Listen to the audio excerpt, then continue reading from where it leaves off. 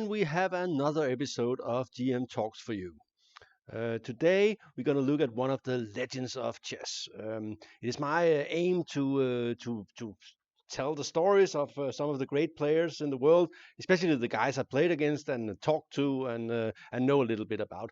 Today will be a real legend. He's dead, so he can't defend himself, and we'll just have to accept whatever I say about him. And to be frank, he was not a really nice guy. The name is Viktor Kortschnoj, who de facto played 3 World Championship matches against Karpov. He lost them all, but he was close to winning in 2 of them. And he was a very strong player. He was clearly number 2 in the world for a long time.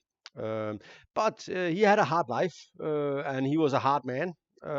He grew up in the Soviet Union and later defected, but he was I think he was inside St. Petersburg, or when it was then known as Leningrad, during the war, and he was starving and had to eat oatmeal to survive forever and ever. So it was a tough guy, but he was always fighting like hell, and he was one of the best players in his age for a long time. When he grew older, it was like he's running on some pure evil, and he's just refused to give in. But it seems that most players' level kind of drop after they turn 50, but not for Victor, who remained a strong player for a very long time. And there is a thing about him that he was not polite.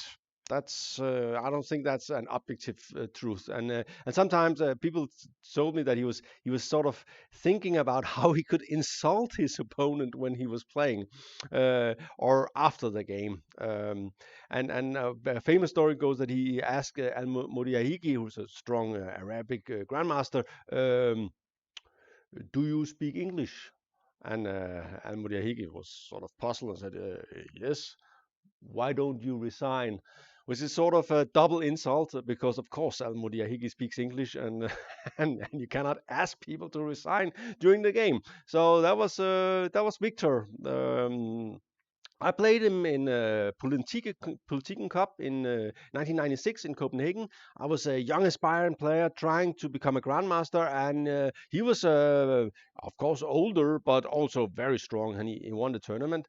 And he didn't behave very well during the game, I must admit, but it was nice to meet the legend, and I'm going to show you the game and also see why Victor was so strong, actually, because he had no real weakness. He was very good at calculating, and he was always very good at sort of steering the games towards somewhere where he could win.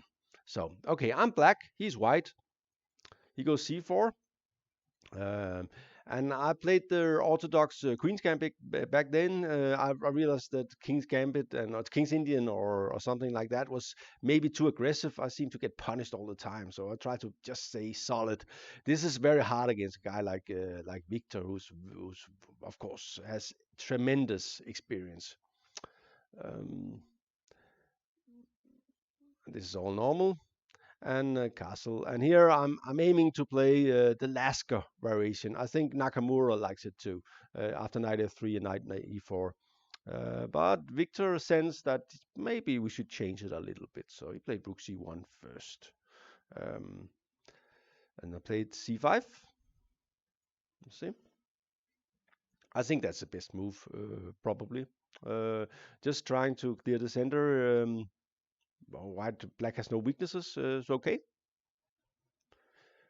He took the pawn, and I took here, and he took back, and I exchanged queens, queens, of course, and that's of course something you would like as black, but against some players maybe you would not like it, and Victor was very strong in the ending, so it was maybe not the best choice.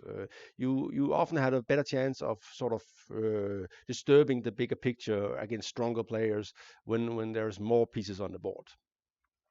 But okay, it can be bad, and I was trying to learn chess to become stronger. Here I might play knight bd7, might be actually a better move. But I took back with the bishop, and he played we played normal moves, and of course his king is in the center here, so it will have to get out, and he got out immediately. And here, the best move, the most harmonious move, the knights are actually pretty good on d7 and f6, so I should just play a6 and b5. And if you go a4, I play b6, and then get the pieces out, get the rooks connected, and I'm fine. But I was trying to get my pieces out maybe a little bit too fast. So I played knight b6, and he went back. And here, of course, a very important moment. If I'm allowed to play rook f to d8, or probably better to c8 and bishop e8, I'm extremely solid and fine, and there will not be much. But Viktor, of course, knows when something going on, so he immediately attacks the bishop, and you don't want to play bishop e8 now, because then the rook is stuck on f8. So I played back and also defended the bishop. It was x-rayed by the rook. But this allows this move, and white already got a little something. He's got the bishop pair, and against strong players, that's usually very bad. Nowadays, we see a guy like Rajabov doing very well with the bishops. Okay, all normal moves. Pieces to the center, bishop b4. What is the plan of that move? Yeah, I basically want to take on c3 and take out the dynamics in his or the elasticity in his pawn structure. If I can take there and saddle him with two isolated pawns, my knight will be fine. I will double the rooks on the c file, and nothing bad will happen. He will have to defend the c pawn, and the bishop cannot do much. So that was basically the plan, but of course things don't always go as planned, especially against strong players. So here he goes, knight b5, a6, and you see that, and this is what we call the Capablanca rule, that all the pieces are in the important, all the important pawns are on white, and I have a black squared bishop, and this is makes this bishop very good. And this is a basic good idea when you have this kind of when you only have one bishop left. Put the pawns like this. Okay, now comes why Viktor is such a great player, or was such a great player. Here he goes, knight c7, jumping in without an exit. And of course, he's got the courage. Also, knight c5 might be coming, and the knight is almost trapped immediately. And I was sort of say, oh, he's crazy. What is he doing? But of course, he calculates very well. He knows what to do. So here comes a series of strong moves from Viktor. Rook c4, getting ready for the doubling on the c file, attacking the bishop. Preparing to make that knight safe. Attack it once, defend it once, and I realize now that the dynamics in the c file was not to my advantage. But okay, there's also a d file, and the knight is not doing anything at the moment at c7. It might be a little bit disturbing, and it's hitting on e6, but it's not doing much. I could try something like this, but the problem is he goes here, and then poof. And all these kind of tactics are always there when he has very active pieces. So you should be careful. It's not random that they are there. He knows they are there, and he will find them. So I move out, and here comes a very strong move. Basically, you could say that white has slightly more active pieces. He has the bishop pair, but he also has a knight stranded on c7, and he has got nothing to attack. And black is threatening knight e5, and if I get to play knight e5, I might play knight g6 and get rid of the bishop, or knight c6 and trap the knight on c7. Maybe a6 is still hanging, but maybe he can do something. I can do something about that. So basically, he needs something to attack, and he needs to activate his pieces. And here comes a real super move, because it looks weakening. It looks like the structure is sort of damaged, but it's a very strong move. First of all, it takes away this square. Uh, but it does also prepare this guy and hitting this guy, who's basically the target of his attack at the moment. And if he gets to do that, then the knight on c7 is very strong. Um, I didn't know what to do really, so but I said, okay, I have to sort of get my pieces out. I wanted to play 95 and 96, so maybe I can do it in another way. So in knight f8. Um, and here comes a great prophylactic move. He realized there's a check on d2, so why not prevent it? Um, and here I played probably a mistake. I played rook d6. Rook d7 is interesting and might be fine for black. But in general against these kind of guys, you have to play accurate all the time. But here rook d7 is the best move. After f5 and rook c8, it's it's very unclear. I think black is fine in this line. I played this move, and now another great move, f5, attacking that one and getting ready for the knight to escape. Also, and this is important, he's threatening this guy and opening up for nasty things along the way. And this is typical for the bishop pair. You need to activate it. You need to get those bishops working together. And if you do that, then pawns are not that important, actually. I could take, then comes something like this. Boom, boom, boom. And this position is a horrible, horrible, horrible sight. And I'm sure I would lose against Viktor in this. So I played this move. Going for some sort of counter attack. Rook d2 was an idea before, and maybe it could be again. He took.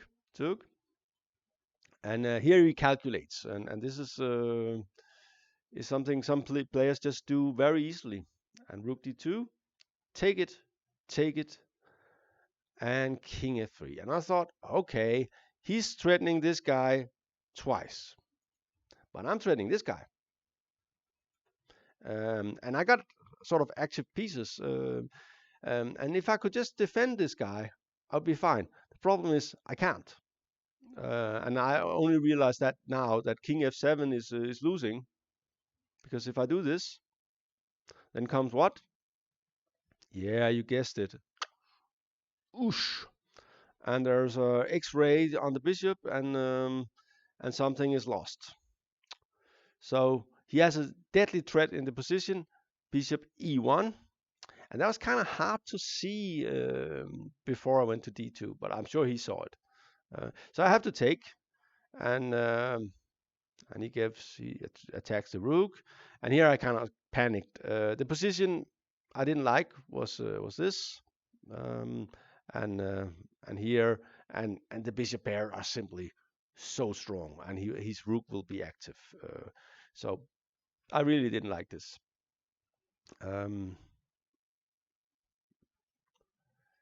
So I took here, but that's of course hopeless. I was hoping that I could somehow manage to keep my position together, but no chance. And also, Viktor actually really likes to play with the exchange up, and he was very good at it. So, and here he's just starting to take away squares from my knights. This is the real method. So there's a knight at h4, knight f5 idea. Okay, let's kill that. Even though it puts a pawn on black, it doesn't matter because the bishop has clearly enough maneuvering room. Knight d7, maybe knight e5 is coming. Okay, let's move the king. Knight f6. Okay, kick the bishop. Oh, oops, sorry. Yes, and here how to get further. Well, we already know that Viktor is not afraid of moving his knights to weird positions, and it's of course very strong. Here he went around the board and was looking from behind my shoulders, which is very unpleasant actually. There was also an incident in the tournament where he wrote some moves more on the score sheets, and his opponent thought that he had made it the time control, so he lost on time. Uh, this is Victor. He will do anything to win. But he was a great player. He was a great player. Knight a8. Oops. And if the bishop go down, the rook is coming in. That's a disaster. But this is also a disaster. I play knight e4. You take the bishop. I take the knight and rook c7, and I gave up. He just played rook d7 and clears the pawns. So this was Victor in a very good fashion, showing some courage, putting the knight on c7, and then playing very energetically and well, and a good example of a super GM beating a strong IM. And I hope you enjoyed this video. It was fun to make. And remember to like and subscribe so we know that you like it, right?